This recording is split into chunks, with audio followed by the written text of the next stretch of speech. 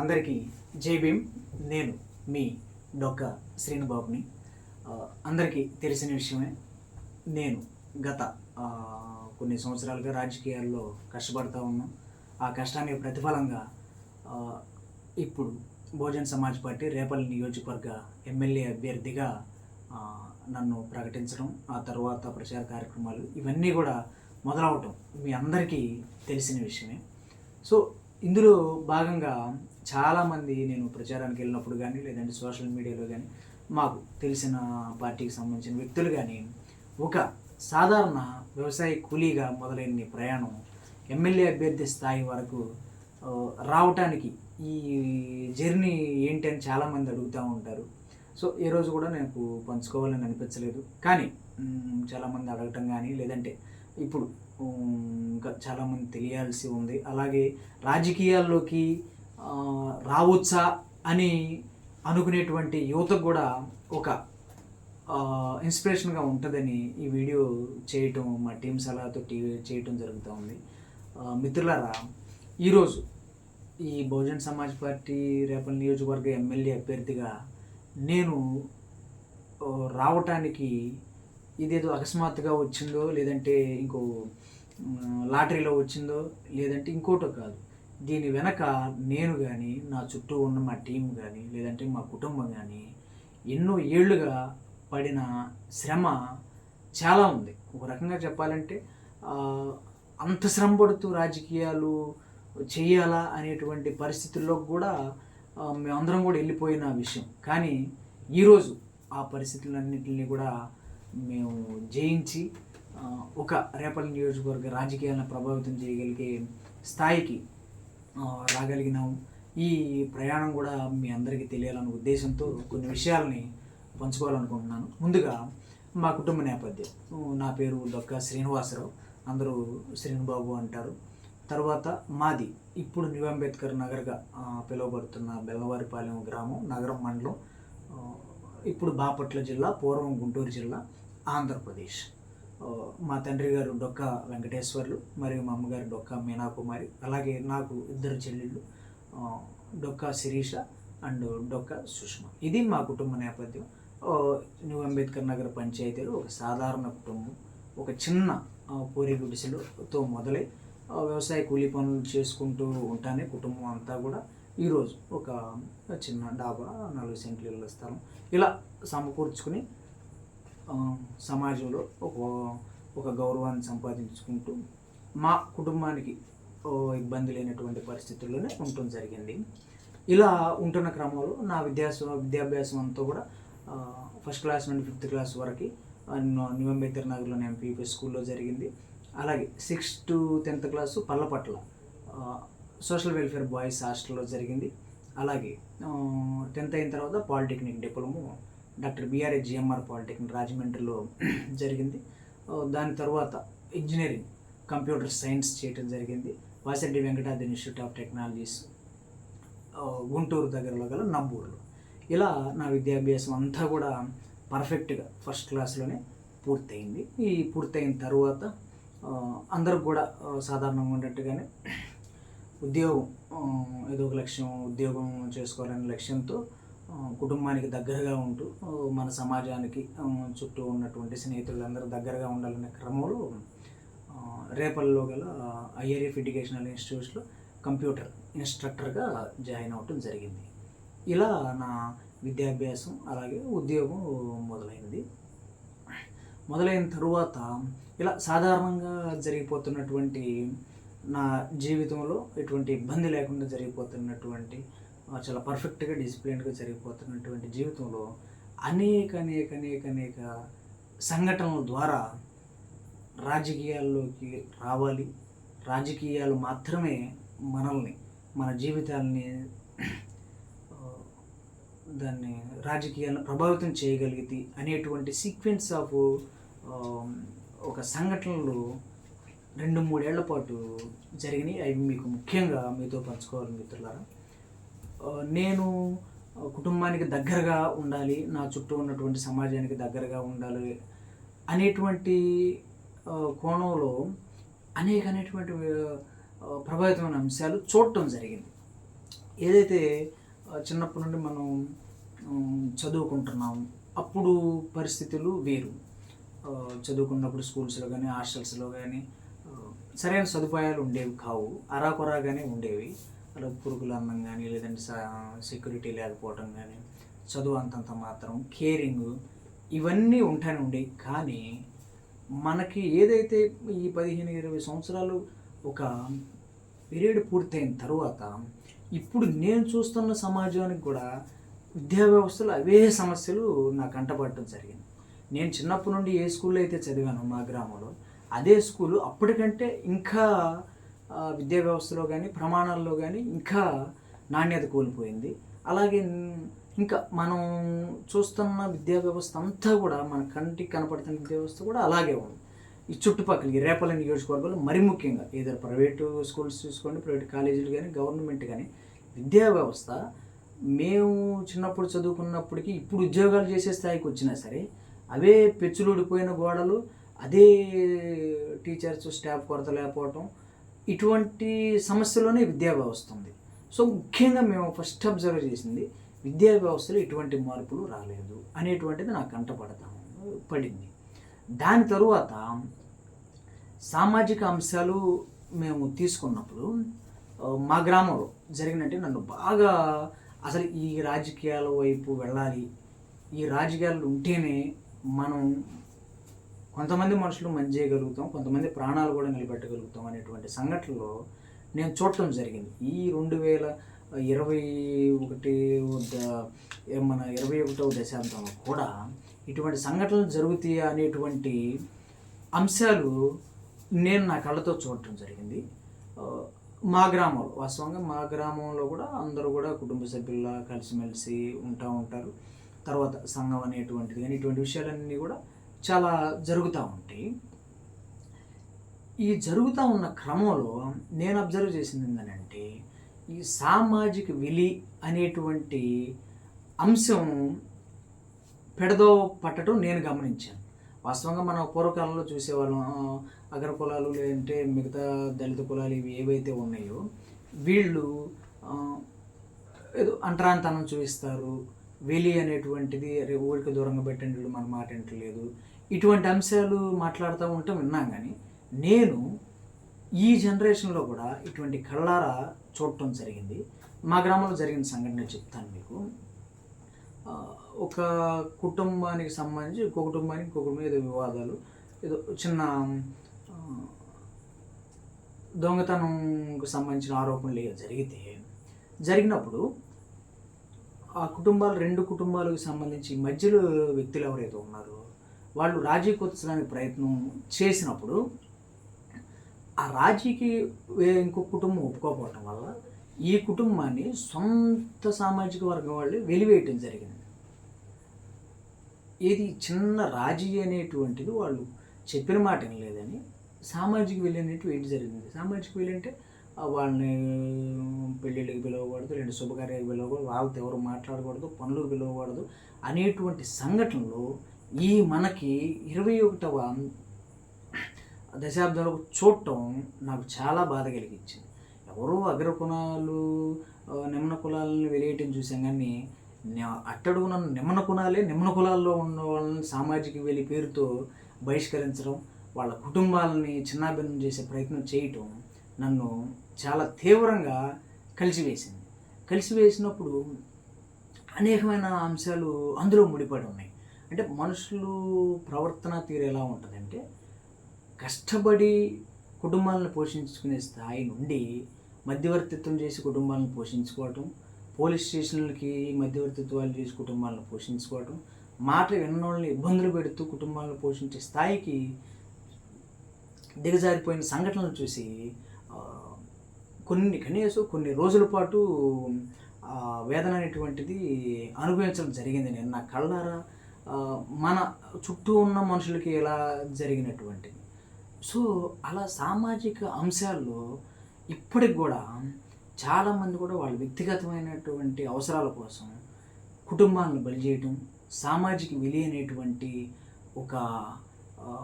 ఒక దురాచారాన్ని పెంచి పోషించడం ఈ రోజుల్లో కూడా నిజంగా నాకు చాలా బాధ కలిగిన సంఘటన.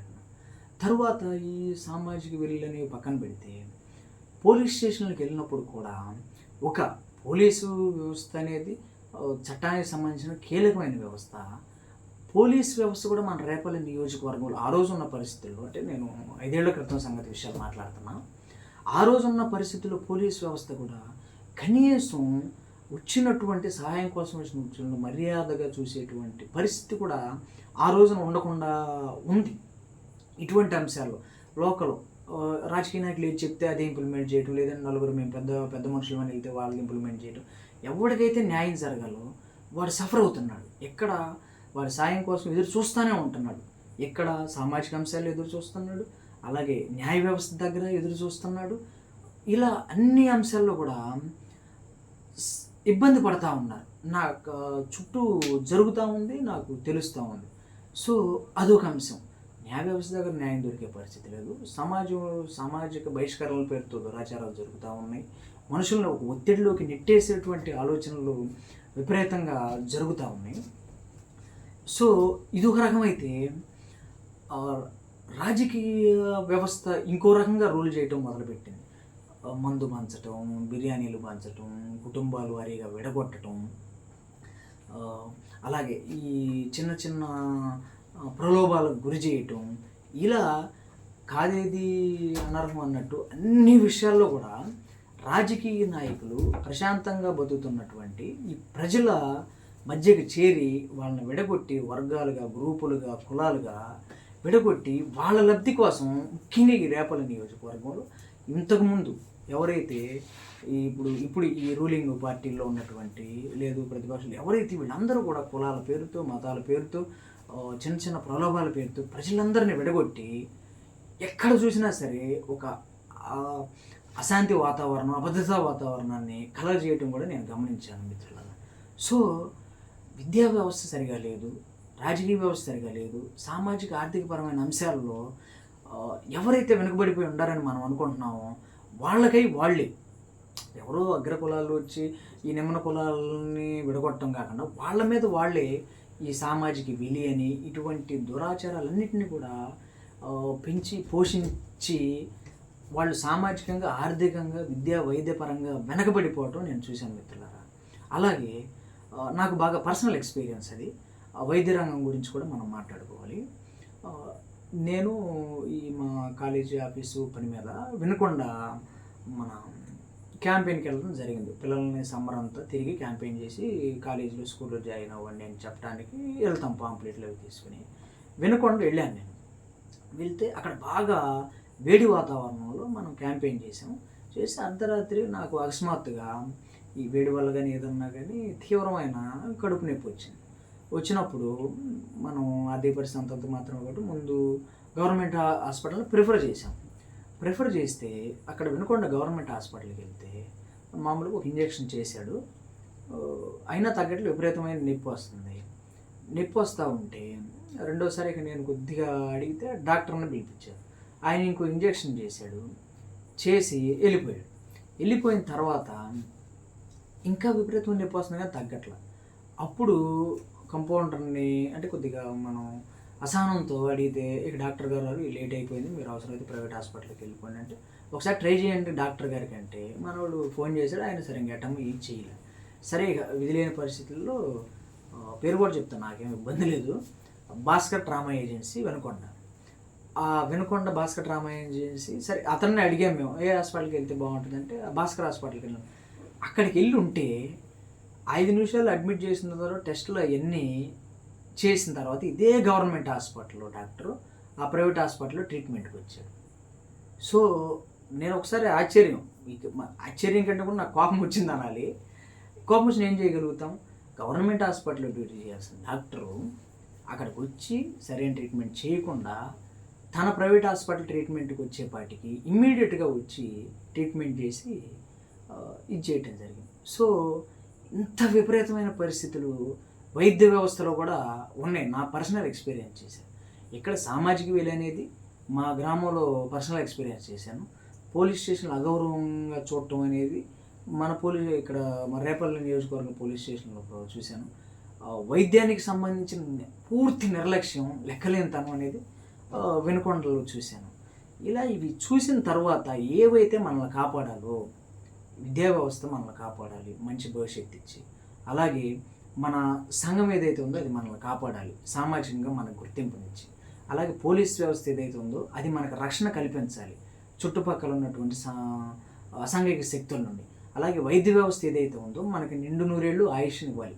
ఇటువంటి వ్యవస్థలు ఏవైతే ఉన్నాయో ఆ వ్యవస్థలు అన్నీ కూడా గాడి తప్పినాయి అనేటువంటి విషయం నాకు బాగా అర్థమయ్యి, మనం చిన్నప్పటి నుండి అంబేద్కర్ గారి గురించి తెలుసుకున్నాం, అంబేద్కర్ గారి గురించి చదువుతున్నాం, అంబేద్కర్ గారిని ఫాలో అవుతున్నాం, అంబేద్కర్ గారికి మనం రుణపడి ఉన్నాం, అంబేద్కర్ గారి మనకి దేవుడు, అంబేద్కర్ గారి రాజ్యాంగమే మన బైబుల్, ఖురాను, భగవద్గీత అని మనం ఏదైతే సిద్ధాంతాన్ని, జైవీయమైనటువంటి సిద్ధాంతాన్ని ఫాలో అవుతున్నామో అదంతా కూడా మైండ్లో ఉంటూ ఇటు సమాజంలో ఉన్న సమస్యలు, అంబేద్కర్ సిద్ధాంతం, ఈ ఘర్షణతో నేను కనీసం 1-2 ఏళ్ళు సఫర్ అయ్యాను మిత్రులారా. సఫర్ అయ్యి మరి ఏం చేయగలుగుతాం? ఇప్పుడు కొద్దిగా గొప్ప ఇంజనీరింగ్ చదువుకుని సమాజంలో ఒక టీచర్, ప్రైవేట్ టీచర్ అయినా సరే ఒక టీచర్ అనేటువంటి హోదాతో ఉండి కొద్దిగా గొప్ప మాట్లాడగలిగేటువంటి నాలాంటి వాడికి ఇటువంటి పరిస్థితులు ఎదురవుతున్నాయి, నా చుట్టుపక్కల ఉన్న సమాజానికి ఇటువంటి పరిస్థితులు ఎదురవుతున్నాయి అంటే ఈ రేపల్లి నియోజకవర్గంలో అయితేనేమి, లేదంటే ఆంధ్రప్రదేశ్, ఇంకా మనం సమాజాన్ని తీసుకుంటే వీటన్నిటిలో కనీస చదువు, కనీస ఆర్థిక పరిస్థితి, కనీసం విద్య, వైద్య, న్యాయ వ్యవస్థ, చట్టం గురించి, వనరుల గురించి తెలియని వాళ్ళ పరిస్థితి ఎలా ఉంటుంది అనేటువంటి ఆ ఒక్క మాట నా మైండ్లో పదే పదే రన్ అవుతా ఒక రకంగా చెప్పాలంటే కొన్ని నిద్రలేని రాత్రులు కూడా గడపాల్సి వచ్చింది. నిజంగా ఆ రోజు మనకు డబ్బులునే ప్రైవేట్ హాస్పిటల్కి వెళ్ళగలిగాం వినుకొండలో. డబ్బులు లేనోడు ఏంటి పరిస్థితి? డాక్టర్ ట్రీట్మెంట్కి రాడు, కంపౌండర్ ట్రీట్మెంట్ చేయడు, కడుపులు నొప్పి తట్టుకోలేక చనిపోవటమేగా. సో అదే మనం ఉన్నాం కాబట్టి సరిపోయింది. ఆ రోజు మా గ్రామంలో సామాజిక వెలికి గురైన వ్యక్తి అన్యాయంగా ఆరోపణలు ఎదుర్కోబడి అతను చుట్టుపక్కల నేనున్నాను కాబట్టి ఆ రోజు సరిపోయింది. అదే చుట్టుపక్కల ఎవరూ కూడా ఆదరించేవాళ్ళు లేకపోతే అతని పరిస్థితి ఏంది? చేయని తప్పుకు నిందన మోస్తూ పోలీసుల నుండి కూడా సరైన రక్షణ లేక సమాజం నుండి ఒక రకమైన హేయ భావన చూడటం వల్ల ఆ రోజు కూడా అతను చనిపోవాల్సిందేగా. అలాగే చదువుకోవాలనే ఆసక్తి ఉండి సరైన వస్తువులు లేక, సరైన విద్యా వనరులు లేక, ఇవన్నీ లేక చదువుకోవాలని కోరిక ఉండి కూడా చదువుకోలేని పరిస్థితుల్లో ఉండి కొంతమంది మిగతా ఏదో చిన్న చిన్న చేతి వృత్తులు పనులు చేసుకోవడానికి వెళ్ళిపోతున్నారు. నిజంగా చదువుకోవాలనే ఆలోచన ఉండి చదువుకోవాలని బాగుంటే ఆ రోజు అతను కూడా చనిపోయిన లెక్క కదా. అందుకని ఒక మనిషి తన పుట్టిన దగ్గర నుండి చనిపోయేంత వరకు తను ఏదైతే సాధించాలనుకున్నాడో దాని అందరికి కూడా వస్తువులు, సౌకర్యాలు కల్పించాల్సిన బాధ్యత ఉన్నటువంటి ఈ రాజకీయ వ్యవస్థ ఏదైతే ఉందో ఆ రాజకీయ వ్యవస్థ పూర్తిగా గాడి తప్పింది. ముఖ్యంగా ఈ రేపల్లి నియోజకవర్గంలో నా చుట్టూ ఉన్న సమాజాలు అని నాకు అర్థమైంది మిత్రులారా. ఎందుకనంటే ఒక పోలీస్ స్టేషన్ కానీ, ఒక విద్యా వ్యవస్థను కానీ, ఒక హాస్పిటల్ని కానీ, మన చుట్టూ ఉన్న సమాజాన్ని కానీ వీటన్నింటిని కూడా కంట్రోల్ చేయగలిగే శక్తి ఒక్క రాజకీయాలకే ఉంది అని అర్థమైంది. ఎందుకనంటే ఇక్కడ మనకి చిన్న గ్రామంలో వివాదం వచ్చిందనుకోండి, వివాదం వస్తే మనం ఏం చేస్తాం? సాధారణంగా ఇమ్మీడియట్గా ఎవరు ఫోన్ చేస్తాం? ఓ రాజకీయ నాయకుడికి ఫోన్ చేస్తాం. పోలీస్ స్టేషన్లో రికమెండేషన్ కావాలనుకోండి, ఇమ్మీడియట్గా ఎవరు ఫోన్ చేస్తున్నారు? రాజకీయ నాయకుడు ఫోన్ చేస్తున్నారు. స్కూల్లో సీటు కావాలంటే రాజకీయ నాయకుడు, కాలేజీలో సీటు కావాలంటే రాజకీయ నాయకుడు, ఫీజు తగ్గించాలని రాజకీయ నాయకుడు, ఫీజు పెంచాలని రాజకీయ నాయకుడు, హాస్పిటల్లో ఆఖరికి బెడ్డలు దొరకాలన్నా రాజకీయ నాయకుడి రికమెండేషనే కావాలి. కనీసం మన ఇంటి ముందు రోడ్డు కావాలన్నా, ట్యాప్ కావాలన్నా, లైట్ కావాలన్నా, ఎవ్రీథింగ్. అస్సలు మన కుటుంబానికి మనం అనుకుంటాం కానీ ఈరోజు మనకు తెలియకుండానే మన కుటుంబంలో నీళ్లు దగ్గర నుండి, భోజనం చేయడం దగ్గర నుండి, రోడ్డు మీద నడవటం దగ్గర నుండి ప్రతిదీ రాజకీయ వ్యవస్థను ముడిపడి ఉంది. రాజకీయ నాయకుడే డిసైడ్ చేయగలుగుతున్నాడు అనేటువంటిది ఈ సమస్యలన్నీ చూసిన తర్వాత నాకు అర్థమై ఇమీడియట్గా కాస్త కష్టమే, కాస్త కాదు మాకున్న ఆర్థిక పరిస్థితి కానీ, నాకున్న బాధ్యతలకు కానీ ఆ రోజు చాలా కష్టమైనా సరే నేను ఇమ్మీడియట్గా ఒక సెకండ్ కూడా ఆలోచించుకోకుండా అంబేద్కర్ గారిని గుర్తు తెచ్చుకుని ఉద్యోగాన్ని వదిలేయటం జరిగింది. ఉద్యోగాన్ని వదిలేసి సంతోషంగానే కొద్ది బాధ ఉంటుంది, కానీ బాధను కూడా దిగమింగుకొని అంబేద్కర్ గారు చెప్పిన మాటతో అంబేద్కర్ గారు ఆ, యొక్క ఆయన యొక్క సిద్ధాంతాన్ని మనసులో పెట్టుకుని ఉద్యోగాన్ని వదిలేసి ఇమ్మీడియట్గా రాజకీయాల్లోకి రావటం జరిగింది మిత్రులారా. రాజకీయాల్లోకి రాగానే ఏం చేయగలుగుతాం మనం అనేటువంటి ప్రశ్న. దీనికి చాలా థ్యాంక్స్ చెప్పుకోవాలి. పేర్లు చెప్పడం బాగా తెలియదు, నా చుట్టూ ఉన్నటువంటి నా స్నేహితులు వీళ్ళు ఎవరైతే ఉన్నారో చాలా సపోర్ట్ చేయడం జరిగింది. వచ్చాం, ఉద్యోగం అనేసి వచ్చేసాం. ఇప్పుడు రాజకీయాల్లో మనం ఏం చేయాలి? మన దగ్గర డబ్బు ఉందా? లేదు. కారు ఉందా? లేదు. మందు పంపించగలము? పంపించలేము. బిర్యానీ ఇవ్వలేము. రౌడీజం చేయగలము? చేయలేము. మరి ఇవన్నీ చేయకుండా రాజకీయాలు ఎలా చేయాలి అనేటువంటి ప్రశ్న మొదలైంది. రాజకీయాలు చేయాలనేటువంటి ప్రశ్న కంటే కూడా రాజకీయాలు చేయగలుగుతామా? ఇవన్నీ లేకుండా డబ్బు లేదు, హోదా లేదు, బలం లేదు, ఇంకా ఇవన్నీ కూడా లేవు. మోసం చేయలేము, ఎవరిని కుట్రలు చేయలేము, అన్యాయమైన ఆరోపణలు పెట్టలేము, రెండు వర్గాల మధ్య తగాద పెట్టి వాళ్ళని పోలీస్ స్టేషన్ తీసుకెళ్ళి మేమే సాల్వ్ చేసామని సెటిల్మెంట్లు చేయలేము, ఎవడు భూమి అన్యాయంగా ఆక్రమించుకోలేము. సో ఇన్ని అవలక్షణాలు లేకుండా రాజకీయాలు ఎలా చేయొచ్చు అని కూడా మేము చాలాసార్లు నవ్వుకున్నా సరే మా చిన్న యూత్ నాతో ఉండేవాళ్ళంతా 18, 20, 22 సంవత్సరాల కుర్రాళ్ళంతా కూడా అప్పుడు మాకున్న పరిధిలో మేము చిన్న ఆలోచన, అప్పుడు సమయం కూడా కలిసి వచ్చింది. ఈ అంబేద్కర్ నగర్ పంచాయతీ ఎన్నికలు రావటం జరిగింది మిత్రులారా. వచ్చినప్పుడు ఇమ్మీడియట్గా మేము అందరం కూర్చున్నాం. ఎవరు మద్దతు లేదు, మేము ఎవరైతే టీం ఉన్నామో కూర్చున్నాం. పంచాయతీ ఎలక్షన్ చేయాలని నిర్ణయం తీసుకున్నాం. కానీ దేవుడు ఎవరైనా నాకు తెలియదు, కానీ ఒక గొప్ప లెర్నింగ్ ఎక్స్పీరియన్స్ అనేది మాత్రం రాజకీయాల్లో 20-30 ఏళ్ల రాజకీయ అనుభవం సంపాదించేంత అనుభవం ఆ పంచాయతీ ఎలక్షనే ఇచ్చిందని నేను కృతజ్ఞతగా చెప్పగలుగుతాను. ఎందుకంటే ఈరోజు ఈ రేపల్లి నియోజకవర్గ బహుజన రాజకీయాలని శాసించే స్థితికి నేను చేరుకున్నాను. బహుజన సమాజ్ పార్టీలో ఎమ్మెల్యే అభ్యర్థిత్వాన్ని సాధించానంటే ఆ రోజు ఆ న్యూ అంబేద్కర్ నగర్లో జరిగినటువంటి పంచాయతీ ఎలక్షన్స్ అనే విషయాన్ని నేను గర్వంగా చెప్పగలను. ఎందుకంటే అనేకమైన మలుపులు. ఇప్పుడు కూడా మా ఫ్రెండ్స్ మేము అందరం కలిసినప్పుడు కూడా మహాభారత, రామాయణ, కురుక్షేత్రాలలో జరిగినటువంటి మలుపులు అన్నీ మన న్యూ అంబేద్కర్ నగర్ పంచాయతీలో జరిగినాయని మేము అందరం కూడా ఎలక్షన్లో ఓడిపోయి చాలా సంతోషంగా డిస్కస్ చేసుకుంటూ ఉంటాం. సో అంబేద్కర్ నగర్ పంచాయతీ ఎలక్షన్ రావటం జరిగినప్పుడు ఇక్కడ సాధారణంగానే ఈ ఊర్లో సంఘం మీటింగ్లు అని జరుగుతూ ఉంటాయి. మీ అందరికి కూడా చాలా గ్రామాల్లో జరుగుతాయి.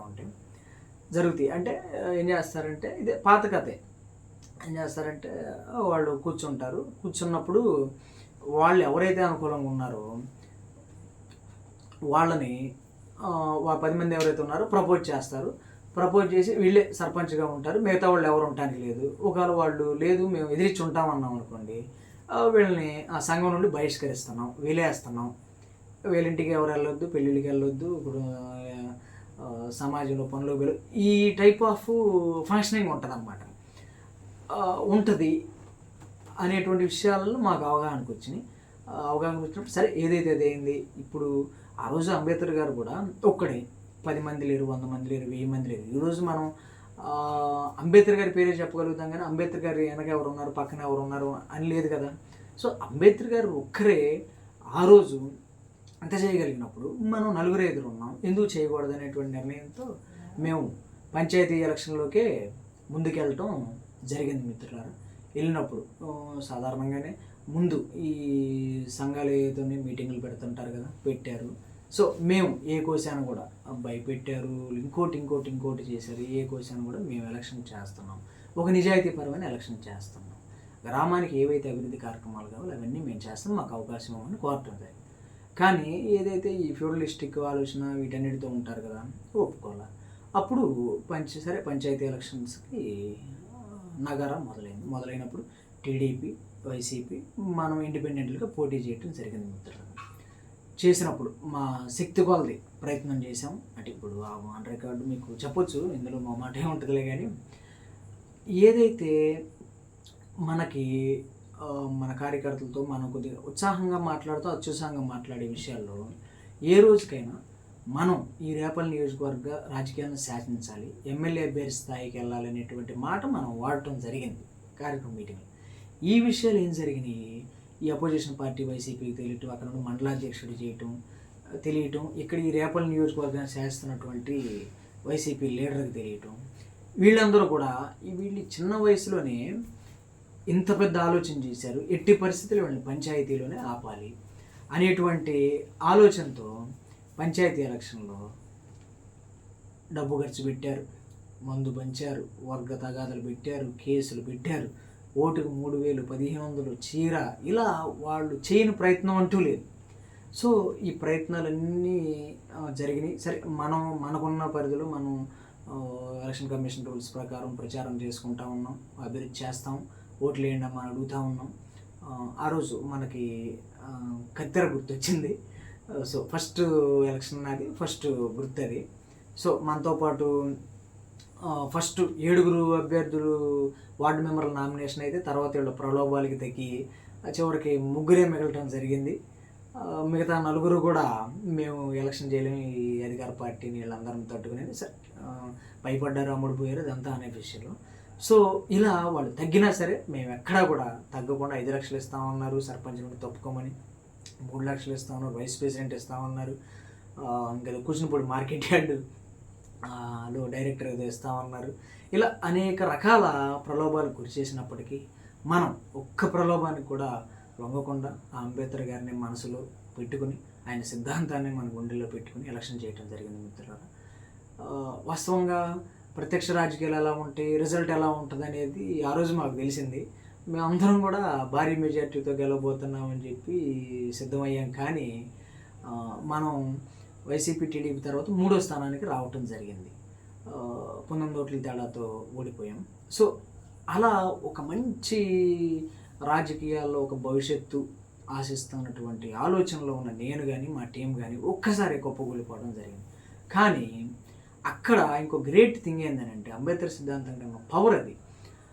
గ్రేట్ థింగ్ ఏంటంటే, మనం సర్పంచ్ అయితే ఓడిపోయాం కానీ 3 వార్డులు అత్యధిక మెజారిటీతో గెలవటం జరిగింది. సో అప్పుడు మాకు అర్థమైంది ఏంటంటే, ఎన్ని ప్రలోభాలకు గురి చేసినా, ఎంత మందు పంచినా, బిర్యానీలు పంచినా, డబ్బు పెట్టినా, తగాదాలు పెట్టినా, కేసులు పెట్టినా, ఎవరైతే నిజాయితీగా మన సాయం కోరాలనుకుంటున్నారో వాళ్ళు ఖచ్చితంగా మనకు ఓటేస్తారు అని మాకు నిరూపితమై, సో మనుషులు చెప్తే మారుతారు, తప్పనిసరిగా మారుతారు అనేటువంటి ఒక కాన్ఫిడెన్స్. ఆ చిన్న వయసులో ఎలక్షన్ ఓడిపోయినా సరే, కొంత మా శక్తి శ్రమ ఇదంతా మేము కూడా వృధా అయినా సరే, ఆ ఒక్క డబ్బు లేని నిజాయితీ గల రాజకీయాలు చేస్తే జనం ఎప్పటికైనా ఆశిస్తారు అనేటువంటిది ఆ పంచాయతీ ఎలక్షన్ వల్ల మాకు అర్థమైంది మిత్రులు. సో ఇమ్మీడియట్గానే మేమందరం కూడా, టీం ఎవరైతే ఉన్నారో అందరూ కూడా వ్యవసాయ పనులు చేస్తారు, కొంతమంది చదువుకుంటున్నారు, అందరం కూడా కష్టపడ్డాం. ఎలక్షన్లో వచ్చిన చిన్న అప్పులు అయితే అవి కూడా తీర్చేసుకుని మళ్ళీ స్టెప్ బ్యాక్ అయ్యి ఇమ్మీడియట్గా ఈ కేసులు ఏవైతే ఉన్నాయో అవన్నీ కూడా, అన్యాయపరమైన కేసులు ఏ పెట్టారో అవన్నీ కూడా సాల్వ్ చేసుకుని ఇక మీదట ఇంకా కఠినంగా తయారయ్యాము. మేము ఎలా తయారయ్యామంటే, వాస్తవంగా అంత చిన్న వయసులో గెలిచి ఉంటే మేము కూడా కరెక్ట్ అయిపోయేవాళ్ళము, ఆ భావజానంలోకి వెళ్ళిపోయేవాళ్ళము. ఎప్పుడైతే ఈ అధికార పార్టీ ఒత్తిడి, అన్యాయపరమైన కేసులు, డబ్బు ప్రభావం, సమాజంలో నుండి తీవ్రమైన ఒత్తిడి ఇవన్నీ వచ్చినాయో, ఖచ్చితంగా నికార్సైన అంబేద్కరిస్టులుగా రాటుదేలి మనం 5 ఏళ్ళు కాదు 10 ఏళ్ళు కాదు వెయిట్ చేయాల్సిన పనే లేదు. ఈ రోజు నుండి మనం మొదలై రేపల నియోజకవర్గ ఈ దళిత, బహుజన, ఎస్సీ, ఎస్టీ, బీసీ, మైనారిటీ రాజకీయాలను మనం ప్రభావితం చేయాలి. అది బహుజన సమాజ్ పార్టీ ద్వారా, ఈ డొక్కా శ్రీనిబాబు అనే వ్యక్తి ద్వారా రానున్న 25-30 ఏళ్లలో అంబేద్కర్ గారికి అసెంబ్లీలో కుర్చీ వేయాలి అనేటువంటి ఆలోచన విధానంతో మనం ఇమ్మీడియట్గా రేపల నియోజకవర్గ రాజకీయాలను తీసుకోవడం జరిగింది. తీసుకుని గౌరవనీయులు రాష్ట్ర అధ్యక్షులు పరంజ్యోతి గారిని కలవటం, మా రాజకీయ గురువు అందేశ్యామ్ గారు అవకాశాన్ని కల్పించడం, బ్యాన్జీ మాయావతి గారు ఆశీస్సులతో మాన్యవర్ కాన్షీరామ్ గారు మరియు మహానుభావులు డాక్టర్ బాబాసాహెబ్ అంబేద్కర్ గారు వీళ్ళందరి ఆశీస్సులతో మనస్ఫూర్తిగా బహుజన సమాజ్ పార్టీలో చేరిన మరుక్షణం నుండి ఈ రేపల నియోజకవర్గంలో దళిత బహుజన రాజకీయ నాయకులు ఎవరూ చేయలేనటువంటి కార్యక్రమాలు చేయటం, గ్రామాలు సందర్శించడం, సమస్య మీద స్పందించడం, ర్యాలీలు చేయటం, పబ్లిక్ మీటింగులు పెట్టడం, అవేర్నెస్ కార్యక్రమాలు పెట్టడం, ఓటు మీద అవగాహన చేయటం, ఎక్కడైతే పోలీస్ స్టేషన్లో కానీ, లేదంటే ఎక్కడైతే ఎంఆర్ఓ ఆఫీసులో కానీ, ఎక్కడైతే సచివాలయాల్లో కానీ, ఎక్కడైతే న్యాయం కోసం నిజాయితీగా ఎదురు చూస్తున్న ప్రజలు ఉన్నారో వాళ్ళందరితో, నాతో సహా, నా కేడర్తో సహా, కార్యకర్తలతో సహా, దళిత ముఖ్యంగా చెప్పుకోవాల్సిన భోజన ఉద్యోగస్తులతో సహా అందరి సహకారంతో ఈ రేపల్లి నియోజకవర్గ రాజకీయాల్లో ఒక పెనుమార్పులకు సిద్ధమయ్యి ఈరోజు రేపల్లి నియోజకవర్గ అభ్యర్థిగా మీ ముందుకు రావటం జరిగింది. సో మిత్రులారా, ఈరోజు ఈ 30 ఏళ్ల వయసులో ఈ దళిత బహుజన రాజకీయాల్లో రేపల్లి నియోజకవర్గం నుండి ఎమ్మెల్యే అభ్యర్థిగా బహుజన సమాజ్ పార్టీ తరఫున నిలబడటానికి దీని వెనక ఇంత సుదీర్ఘమైన ఘర్షణ, సుదీర్ఘమైన రాజకీయ ఆలోచన, సుదీర్ఘమైన ఒత్తిళ్ళు, అనేక రకమైన అక్రమ కేసులు, అనేక రకమైన ప్రెజర్సు, కొనటానికి కూడా సిద్ధమైన పరిస్థితులు, కుటుంబాలను ఇబ్బంది పెట్టిన పరిస్థితులు, సో మానసికంగా ఇబ్బంది పెట్టిన పరిస్థితులు అన్నింటినీ దాటుకుని ఈరోజు మీ ముందు ఎమ్మెల్యే అభ్యర్థిగా నిలబడ్డానంటే కేవలం ఒకటే మిత్రులారా, ఆనాడు బాబాసాహెబ్ అంబేద్కర్ గారు మనకి ఇచ్చినటువంటి రాజ్యాధికారం అనేటువంటి లక్ష్యాన్ని చేరుకోవాలి. అలాగే మన చాలామంది ఉన్నారు, మనలో అందరూ కూడా వారి ఇంట్రెస్ట్ ప్రకారం వారి వృత్తుల్లో ఉన్నారు. కానీ వీళ్ళందరినీ కూడా కాపాడుకోవాల్సిన బాధ్యత ఎవడో ఒకడి మీద ఉంటుంది. ఆ ఒకడిని ఈ డొక్కా శ్రీనిబాబు నేను అవ్వాలనేటువంటి ఉద్దేశంతో ఎన్ని కష్టాలు వచ్చినా సరే, ఆర్థిక పరిస్థితి అనుకూలించకపోయినా సరే, వ్యక్తిగతమైన సమస్యలు ఉన్నా సరే, అప్పుడప్పుడు చిన్న చిన్న ఆరోగ్య సమస్యలు ఎదురైనా సరే, వీటన్నిటిని ఎదుర్కొంటూ ఒక నిజాయితీ గల రాజకీయాలు చేస్తూ ఎక్కడా కూడా మేము దళిత బహుజన రాజకీయ నాయకులు, ఎస్సీ ఎస్టీ బీసీ మైనారిటీలు అనేటువంటి చెప్పుకునేటువంటి వాళ్ళ గౌరవం ఎక్కడా కూడా తగ్గకుండా ఈ రోజుకి వ్యవసాయం పనులు చేసుకుంటేనే ఒక కూలీగానే, వ్యవసాయ కూలీగానే ఎమ్మెల్యే అభ్యర్థిత్వాన్ని సాధించి, వ్యవసాయ కూలీగానే ఈ బహుజన సమాజ్ పార్టీని రేపలు నడుపుతూ, వ్యవసాయ కూలీగానే ఈ ఎవరైతే అధికార వైసీపీ, టీడీపీ డబ్బు అధికార భారంతో ఉన్నారో వీళ్ళందరినీ ఢీ కొడుతున్నాను అనేటువంటి విషయాన్ని మీరందరూ కూడా గమనించండి. తప్పనిసరిగా ఈరోజు మొదలుకొని నా ఈ జీవిత ప్రయాణం ఏదైతే మీకు ఉందో ఎటువంటి అరమరికలు లేకుండా, తప్పులు లేకుండా మీకు చెప్పగలిగానంటే అంత నిజాయితీ ఉంది నాలో. కాబట్టి మీరందరూ కూడా ఈ చిన్న చిన్న విషయాలన్నీ అర్థం చేసుకుని నన్ను, నాలాగా వచ్చే యువ రాజకీయ నాయకుల్ని మీరందరూ కూడా తప్పనిసరిగా ఆదరిస్తూ ఆ అంబేద్కర్ గారి సిద్ధాంతాన్ని మీ మనసులో పెట్టుకొని ఈ రేపల్లి నియోజకవర్గంలో రానున్న 2024 ఎలక్షన్స్లో మే 13వ తారీఖు జరిగే పోలింగ్లో మీరందరూ కూడా తప్పనిసరిగా పార్టిసిపేట్ చేసి ఏనుగు గుర్తుకు ఓటేసి డొక్కా శ్రీనిబాబు నన్ను తప్పనిసరిగా గెలిపిస్తారని కోరుకుంటూ జై భీమ్.